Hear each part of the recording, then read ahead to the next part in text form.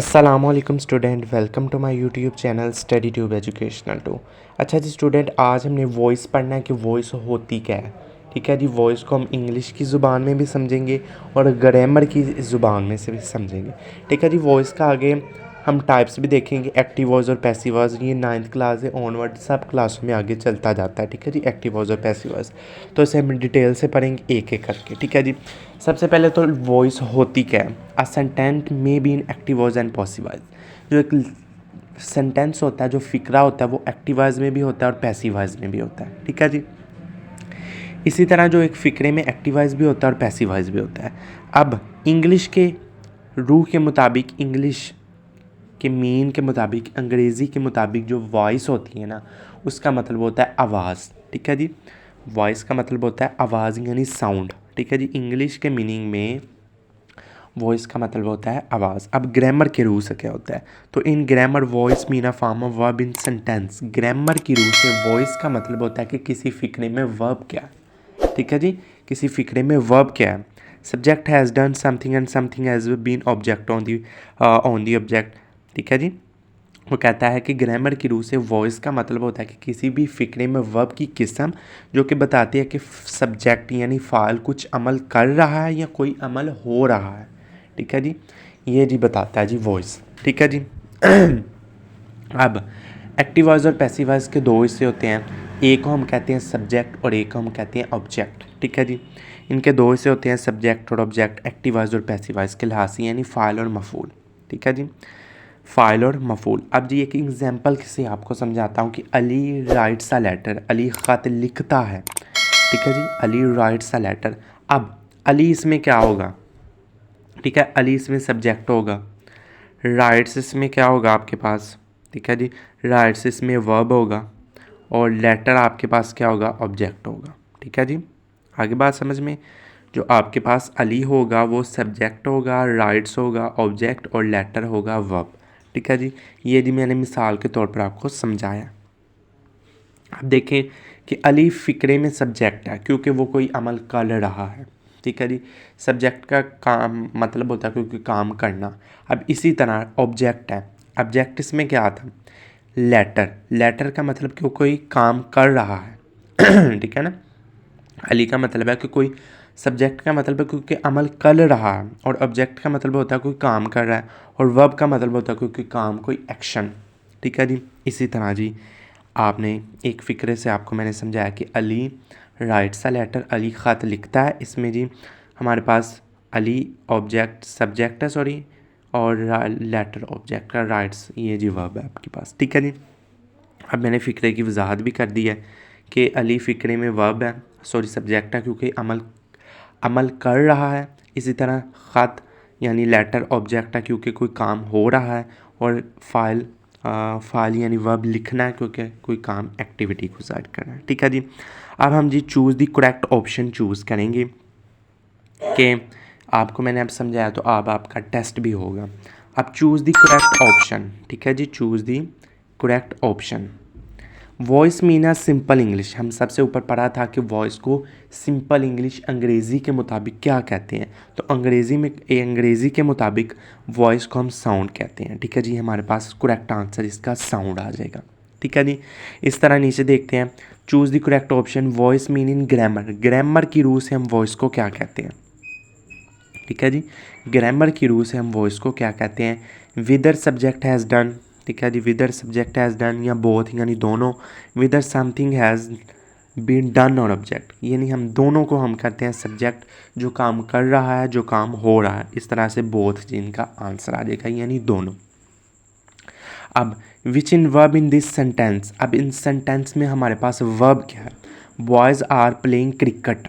ठीक है जी, boys are playing cricket. अब इसमें सबसे पहले तो इसकी तरतीब देख लेते हैं, बॉयज़ सब्जेक्ट और क्रिकेट ऑब्जेक्ट। अब प्ले हमारे पास वर्ब आ जाएगा, तो प्लेइंग इसका जी हमारे पास वर्ब आ गया जी, ये हमारा करेक्ट आंसर हो गया। Word playing is showing as activity that what is a action word and a verb. ठीक है जी, ये वर्ब हमारे पास कहलाता है। अब what is a subject in this sentence, अब इस सेंटेंस में हमारे पास सब्जेक्ट क्या है, तो सब्जेक्ट देख लेते हैं। समीना ये सब्जेक्ट है, ये ऑब्जेक्ट है मैच, और ये वॉन ये वर्ब है। तो इसमें जी हम लिखा देंगे कि सीना मिर्ज़ा, ये हमारे पास जी हमारे पास कोई नाम है तो ये सब्जेक्ट के तौर पर बताया गया। ठीक है जी। अब निचला ऑप्शन देख लेते हैं, what in object in this sentence. अब इस सेंटेंस में हमारे पास ऑब्जेक्ट क्या है। अब आपने पहचाना कि इस सेंटेंस में हमारे पास ऑब्जेक्ट क्या है। The Hunter subject, the line object और किल्ड वर्ब। ठीक है जी। तो इसमें हमारे पास ऑब्जेक्ट आ जाता है द लाइन। ठीक है जी। उसके बाद अंग्रेज़ी में फ़ाइल को क्या कहते हैं। अंग्रेज़ी में फ़ाइल को क्या कहते हैं, सब्जेक्ट कहते हैं। ठीक है जी। बच्चे को पता होना चाहिए कि उर्दू और इंग्लिश में सब्जेक्ट और फाइल को क्या कहते हैं, इस वजह से ये मैंने क्वेश्चन बनाए हुए हैं। ठीक है जी। उसके बाद देखें, अंग्रेज़ी में मफ़ूल को क्या कहते हैं, इंग्लिश में ऑब्जेक्ट। इंग्लिश में फेल को क्या हम क्या कहते हैं, वर्ब कहते हैं। ठीक है जी। ठीक है जी। इंग्लिश में हम वर्ब को फेल कहते हैं, हमारे पास फाइल कहते हैं। ठीक है जी। अब हमने देखना है टाइप्स ऑफ वॉइस। अब वॉइस की इकसाम कितनी है हमारे पास। वॉइस की हमारे पास दो इकसाम आ जाती हैं, एक एक्टिव वॉइस और एक पैसिव वॉइस। ठीक है जी।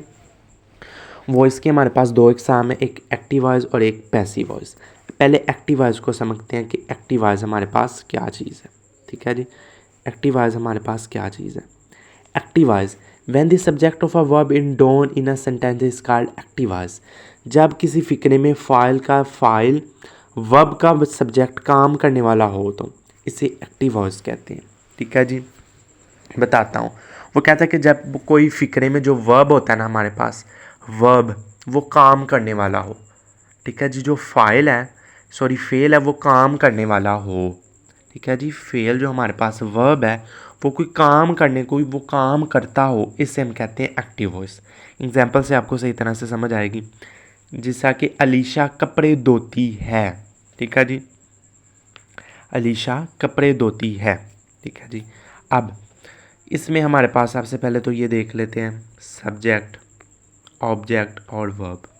ठीक है जी। अब वर्ब देखें हमारे पास क्या है, ये एक्टिव वॉइस का फिक्र है। वर्ब हमारे पास क्या है, वाश मतलब धोना। अब कोई काम कर रहा है, वर्ब कोई काम कर रहा है यानी किसी चीज़ को धो रहा है। ठीक है जी। कोई वर्ब काम कर रहा है, किसी चीज़ को धो रहा है, इस वजह से हम इसे कहेंगे कि एक्टिव वॉइस का फिक्र है। आपने ये ज़हन में रखना है कि हमारे पास जो एक्टिव वॉइस के फिक्रे में जो हमारे पास वर्ब होगा वो कोई ना कोई काम करेगा, यानी सब्जेक्ट करेगा, कोई ना कोई काम करेगा, वो हमारे पास एक्टिव वॉइस का फिक्रा होगा। जिस तरह के अलीशा कपड़े धोती है, अलीशा एक सब्जेक्ट है, काम करने वाली है, वो कपड़े धो रही है, जिसका मतलब कि कोई वर्ब पर कोई काम कर रही है। इस फिक्रे को हम एक्टिव वॉइस कहेंगे। ठीक है जी। कि वर्ब यानी फेल कोई हमारे पास कोई काम कर रहा हो, ये एक्टिव वॉइस का फिक्र है। उसके बाद पैसिव वॉइस। ठीक है जी। पैसिव वॉइस क्या होता है, when the subject of verb in receive on action is called passive voice. जब फिक्रे में सब्जेक्ट पर काम हो रहा हो तो पैसिव वॉइस कहलाता है। ठीक है जी। अब आपको बात समझनी है, एक्टिव वॉइस में क्या था कि वर्ब कोई काम कर रहा हो, अब सब्जेक्ट कोई काम कर रहा हो। पैसिव वॉइस में आपने याद रखना है कि पैसिव वॉइस में सब्जेक्ट काम कर रहा है और एक्टिव वॉइस में कोई वर्ब पर काम कर रहा है। ठीक है जी। इसकी मिसाल से आपको अच्छी तरह से समझ आ जाएगी। एग्जाम्पल है कि ice cream is taken by Ahmed. Ice cream Ahmed ने ली है। अब देखें, आइसक्रीम सब्जेक्ट, टेकन ये हमारे पास ऑब्जेक्ट वर्ब आ जाता है और अहमद ये हमारे पास सब्जेक्ट, सॉरी तरतीब बदल गई है। आइसक्रीम ऑब्जेक्ट है। ठीक है जी। ये वर्ब है और ये सब्जेक्ट है। अब आपने देखना है कि Ahmed is against me receiver, यानी कि अहमद आइसक्रीम खा रहा है, अहमद कोई काम कर रहा है।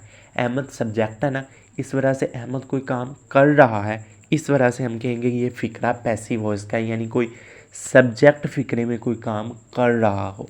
एक्टिव वॉइस में कोई वर्ब काम कर रहा हो और पैसिव वॉइस में कोई सब्जेक्ट काम कर रहा हो। आपकी मिसाल से मैंने समझाया कि अहमद पर काम हो रहा है, इस वजह से ये पैसिव वॉइस का फिक्र है। ठीक है जी। अब नोट आपने रखना है कि पैसिव वॉइस में रिसीवर को एजेंट भी कहा जाता है, रिसीवर को एजेंट भी कहा जाता है पैसिव वॉइस के फिक्रे में। ठीक है जी। अब हम देखते हैं इनमें choose the correct option. Door means a subject not performing an action, a subject performing an action. वो कहता है कि डोर मीन्स, अब हमारे पास इसमें जो सब्जेक्ट है क्या वो कोई काम कर रहा है, ठीक है जी। इस वजह से जी हमारे पास सब्जेक्ट काम कर रहा है। डोर मीन्स डोर कोई काम कर रही है, ठीक है जी। रिसीवर और एजेंट मीन्स, रिसीवर और एजेंट मीन क्या होता है, ठीक है जी। ऑब्जेक्ट रिसीविंग एन एक्शन, कोई ऑब्जेक्ट है वो एक्शन को रिसीव कर रहा है, ठीक है जी।